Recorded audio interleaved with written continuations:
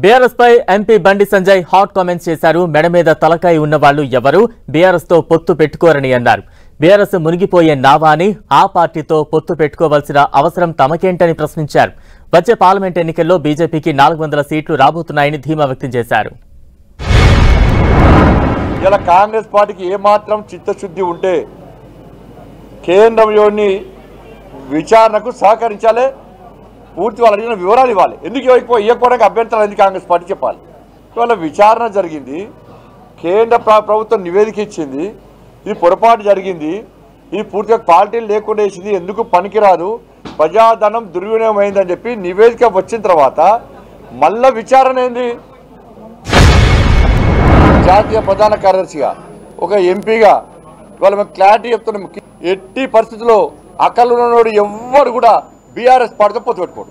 400 సీట్లు మేము గెలుస్తున్నామన్నా, మేము నరేంద్ర మోడీ గారికి గెలుస్తున్నాడు, ప్రధానమంత్రి అవుతున్నాడు.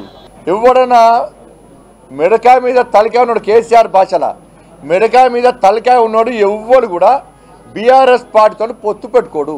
ఈ ఇంతకంటే క్లారిటీ ఏం లేదు.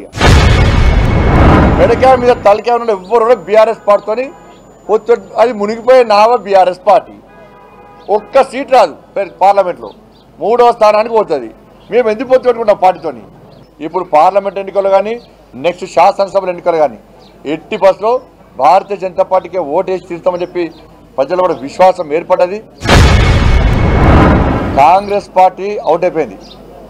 రాముల వారి ప్రాణ ప్రతిష్ఠ కార్యక్రమాన్ని బహిష్కరించిన కాంగ్రెస్ పార్టీని ఈ దేశ ప్రజలు బహిష్కరించారు ఆల్రెడీ. అందుకే కాంగ్రెస్ పార్టీ గాంధీ కుటుంబం నేరుగా ఎన్నికల పోటీ కూడా రాజ్యసభ పోతున్నారు ఇవాళ. కాబట్టి ఎట్టి బస్సులో పొత్తు అనేది ఉండదు. ఆంధ్రలో కొంతమంది నాయకులను పట్టుకొని మళ్ళీ రాజధాని స్టార్ట్ చేసిన వల్ల ఆయన రాజధాని స్టార్ట్ అనే నాకు చివరి కట్ట కాలే వరకు కూడా తెలంగాణ కోసం కొట్టడంతో మళ్ళీ ఈయన భాష స్టార్ట్ చేసింది. అంటే ప్లాన్ మళ్ళీ తెలంగాణ కేసీఆర్లో కూడా తెలంగాణ లేదు, మళ్ళీ కేసీఆర్ తెలంగాణ, కేసీఆర్ లేడీ అంటే తెలంగాణ మళ్ళీ స్టార్ట్ అయింది. ఆంధ్రలో వచ్చి రాజధాని అంటున్నారు, హైదరాబాద్ ఆక్రమించుకుంటామంటున్నారు చెప్పి అంత ప్లాన్ కేసీఆర్ ప్లాన్ అంత. ఇది అదే కాంగ్రెస్ వాళ్ళు గ్రహిస్తున్నారు. వాళ్ళకి ఎవరు గంట పెద్ద పార్టీ లేదు.